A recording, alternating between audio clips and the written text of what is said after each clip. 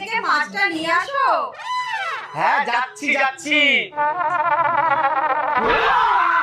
ওরে বাবা কি রোদ বাজারে যাবো কি করে? এ কি তুমি এখনো যাওনি? কি করে যাব? কি গরম, তার মধ্যে এত রোদ।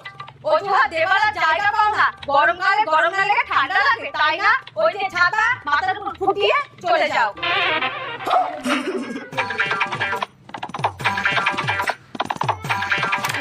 চলো।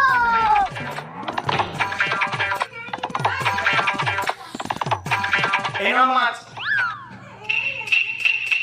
কোথায় গেল?